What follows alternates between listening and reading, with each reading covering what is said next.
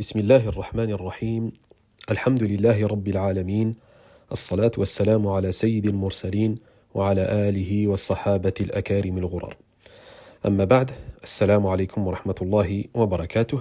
Bienvenue à tous et à toutes dans ce nouvel épisode de notre série consacrée aux grandes figures de l'islam.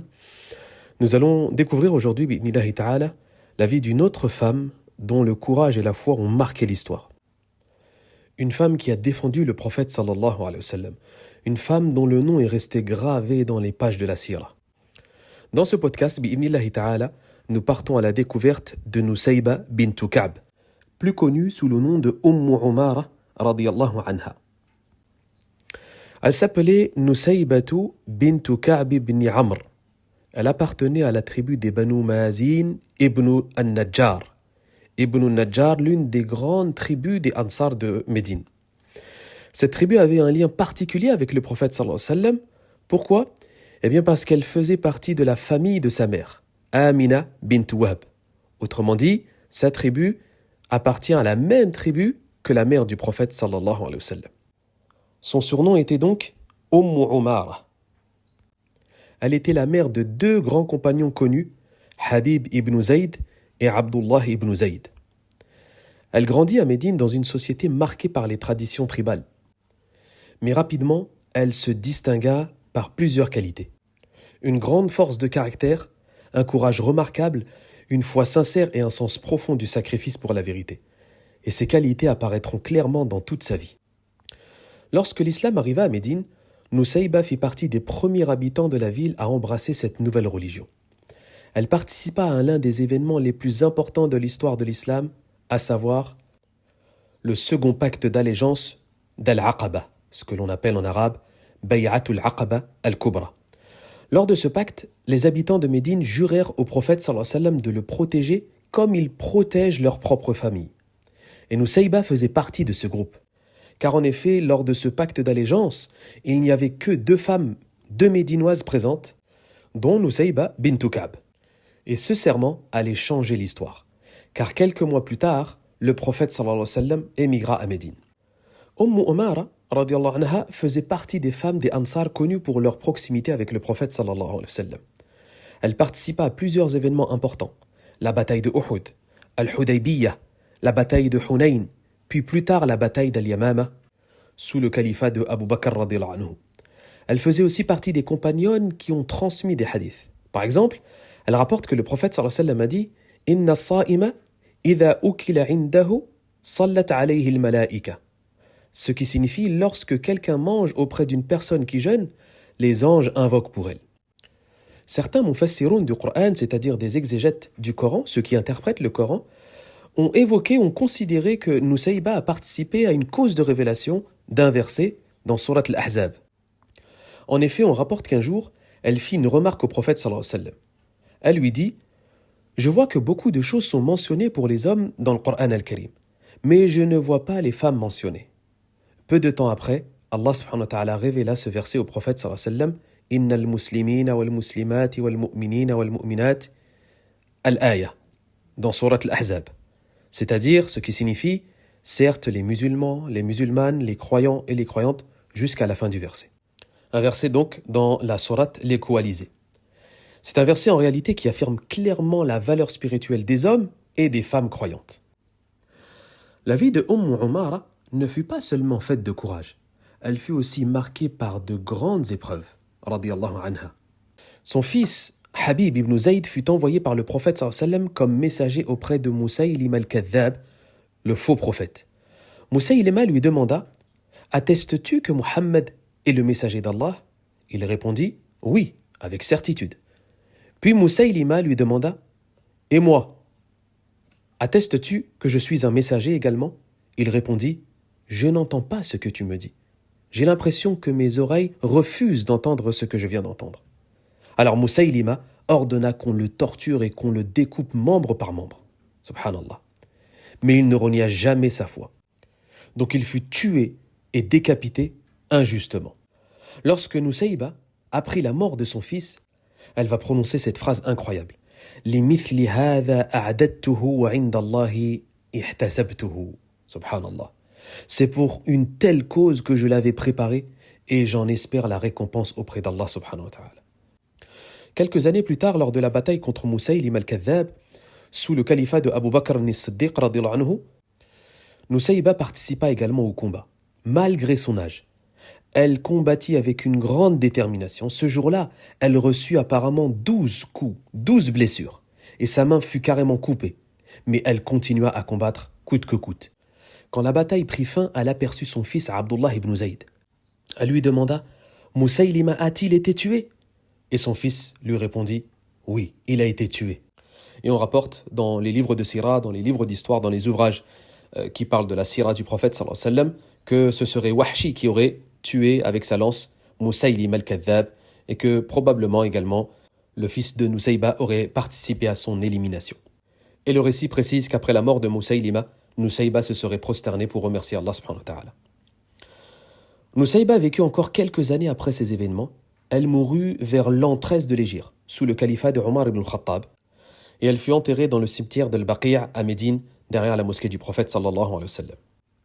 Mais l'épisode le plus impressionnant de la vie de Umara reste la bataille de Uhud. C'est d'ailleurs ce récit qu'on souhaite vous partager aujourd'hui. Au début de la bataille, Nusayba n'était pas venue pour combattre. Elle était venue avec une gourde d'eau pour soigner les blessés. C'était son rôle, une sorte d'infirmière. Mais la situation changea.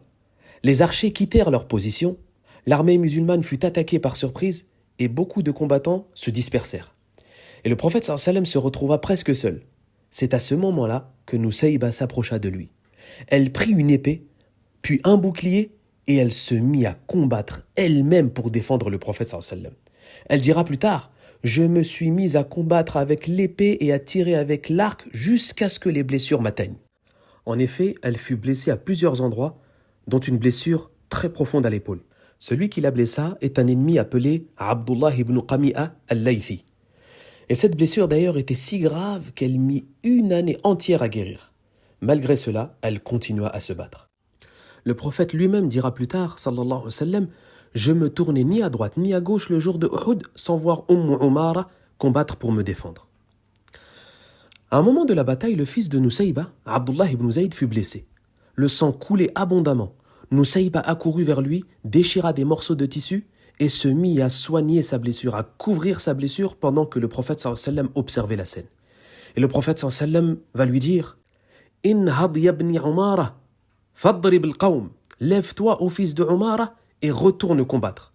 En voyant le courage de cette mère et ses enfants, le prophète sallallahu alayhi wa sallam va dire « Man yutiqu ma tutiqina ya Umara » Qui peut supporter ce que tu supportes, ô Umara? Puis il fit cette invocation extraordinaire pour elle et sa famille. Allahumma j'alhum rufaqa'i fil jannah. Ô Allah, fais d'eux mes compagnons au paradis. Fais en sorte qu'ils soient proches de moi au paradis, en quelque sorte. Lorsqu'elle entendit cette invocation, Nusayba va dire Ma ubali ma asabani min ad-dunya. Après cela, peu m'importe ce qui m'arrive dans ce monde. Allahu Akbar. Elle était tellement contente de cette invocation prononcée par la bouche du prophète sallallahu alayhi wa sallam. Encore une fois, on est face à une histoire qui nous enseigne plusieurs leçons importantes. Le premier enseignement que l'on peut tirer de ce récit, c'est la grandeur dans l'islam qui ne dépend ni du genre ni du statut. Dans cette histoire de la bataille de Uhud, il y avait de grands combattants, des hommes expérimentés, des guerriers connus. Et pourtant, parmi ceux qui ont défendu le prophète sallallahu alayhi wa sallam, avec le plus de détermination, se trouvait une femme, Nusayba radiyallahu anha. Cela nous rappelle un principe fondamental en islam. La valeur d'une personne ne dépend pas de son statut social, ni de sa richesse, ni même de son genre. Elle dépend de la piété et de la sincérité. C'est pour ça qu'Allah subhanahu wa ta'ala nous dit dans un verset « Inna akramakum indallahi atqakum » c'est-à-dire le plus noble d'entre vous auprès d'Allah subhanahu wa ta'ala est le plus pieux. Et Umara n'était ni une chef tribale, ni une grande figure politique, mais son courage et sa sincérité lui ont donné une place immense dans l'histoire de l'islam. Le deuxième enseignement que l'on peut tirer de ce récit, c'est que la véritable éducation consiste à préparer ses enfants pour l'au-delà. La vie de Nusayba nous enseigne aussi une leçon sur l'éducation des enfants. Elle n'a pas seulement été une croyante courageuse, mais elle a aussi élevé des enfants courageux. Son fils Habib ibn Zayd mourut en martyr plutôt que de renier sa foi. Et lorsque la nouvelle lui est parvenue, elle va dire cette fameuse phrase لِمِثْلِ هَذَا أَعْدَدْتُهُ. C'est pour une telle cause que je l'avais préparé. Subhanallah. Cette phrase, elle est extraordinaire en vérité. Elle montre que l'objectif de son éducation n'était pas simplement la réussite dans ce monde, mais elle préparait en réalité ses enfants pour la fidélité à Allah subhanahu wa ta'ala. Et aujourd'hui, malheureusement, beaucoup de parents s'inquiètent des études de leurs enfants, de leur carrière, de la réussite sociale. On éduque très souvent, malheureusement, nos enfants à être des carriéristes. Mais combien s'inquiètent réellement de la foi et de la droiture de leurs enfants? Umara nous apprend et nous rappelle que la véritable réussite est la réussite auprès d'Allah subhanahu wa ta'ala. Et enfin, l'histoire de Umara nous pousse aussi à réfléchir à un phénomène très présent dans notre époque. Aujourd'hui, beaucoup de jeunes grandissent dans un univers façonné par les films, les séries et les réseaux sociaux. Depuis l'enfance, on leur raconte des histoires de princes et de princesses, de contes de fées, de princes charmants, de vie parfaite où tout semble facile, romantique et luxueux.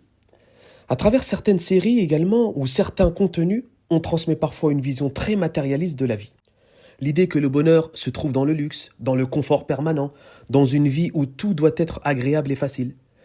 Peu à peu, sans s'en rendre compte, certaines mentalités se construisent autour de cette idée. La femme devrait être comme une princesse, vivre dans le confort, être servie, protégée de toute difficulté et ne jamais avoir à supporter les épreuves de la vie. Et lorsque la réalité de la vie arrive, avec ses responsabilités, ses difficultés, ses sacrifices, certaines personnes se sentent frustrées ou insatisfaites parce que la vie ne ressemble pas à ce conte de fées qu'on leur a vendu. Mais lorsque l'on regarde la vie des grandes femmes de l'islam, on découvre autre chose, on découvre un modèle complètement différent. Prenons juste l'exemple de Umara et les autres femmes que l'on a traitées dans les podcasts précédents. Khadija radiyallahu anha, Fatima Zahra bint Muhammad sallam, Salama et d'autres peut-être à venir bi'idhnillahi ta'ala. Cette femme, Umara, ne vivait pas dans une logique de confort. Elle n'attendait pas une vie parfaite. Elle vivait avec un objectif bien plus élevé, à savoir la fidélité à Allah subhanahu wa ta'ala et à son prophète. Cette femme a combattu pour défendre le prophète sallam. Elle a été blessée gravement à Uhud. Elle a perdu son fils en martyr. Elle a perdu également sa main dans la bataille de l'Yamama. Et malgré tout cela, elle n'a pas passé sa vie à se plaindre. Elle n'a pas considéré que la vie devait être un conte de fées. Elle savait que cette vie était une épreuve, un chemin vers l'au-delà bi'idhnillahi ta'ala. Et lorsqu'elle entendit le prophète sallam invoquer pour elle et sa famille Allahumma ja'alhum rufaqa'i fil jannah, fais en sorte, ya Allah, de faire de ces gens-là mes proches dans le paradis, mes compagnons dans le paradis. Elle répond, après cela, peu m'importe ce qui m'arrive dans ce monde. Peu m'importe ce qui m'arrive dans ce monde, subhanallah. Quelle différence entre ces deux visions de la vie. D'un côté, une culture qui promet le confort, le luxe, la facilité ou une vie de rêve. Et de l'autre côté, le modèle des croyants qui savent que cette vie est un lieu de responsabilité, d'effort et d'épreuve, mais que la vraie réussite se trouve auprès d'Allah subhanahu wa ta'ala. Alors attention, cela ne signifie pas que l'islam demande aux femmes ou aux hommes de vivre dans la difficulté ou de refuser les bienfaits d'Allah subhanahu wa ta'ala ou de rechercher l'épreuve. Non, c'est pas du tout ça le propos. Mais l'islam en même temps ne construit pas des croyants autour d'une mentalité de caprice, de plainte ou de recherche permanente de confort. Il construit des croyants forts, des croyants responsables et patients, bi'idhnillahi ta'ala. Lorsque les jeunes musulmans prennent pour modèle uniquement les célébrités, les influenceuses, les personnages de séries ou de films, avec cet état d'esprit, ils risquent de développer des attentes irréalistes sur la vie, sur le mariage ou le bonheur. Et malheureusement, c'est ce que l'on peut constater aujourd'hui. Alors qu'en vérité, les véritables modèles sont ceux qui ont construit leur vie autour de la foi, du courage et du sacrifice. Comme Umara, cette femme qui a compris que la vraie noblesse ne se trouve pas dans les contes de fées, mais dans la fidélité à Allah subhanahu wa ta'ala. Qu'Allah subhanahu wa ta'ala soit satisfait d'elle, qu'Allah nous accorde une foi sincère comme la sienne, un courage comme le sien dans les moments difficiles, et qu'il nous accorde des cœurs détachés des illusions de ce bas monde et attachés à l'au-delà bi'idhnillahi ta'ala. اللهم تقبل منا أعمالنا وصيامنا وقيامنا يا رب العالمين واستجب دعاءنا وجعلنا ممن يستمعون القول فيتبعون أحسنه آمين يا رب العالمين والله أعلى وأعلم والسلام عليكم ورحمة الله et à très bientôt pour un prochain épisode qu'Allah subhanahu wa ta'ala vous préserve.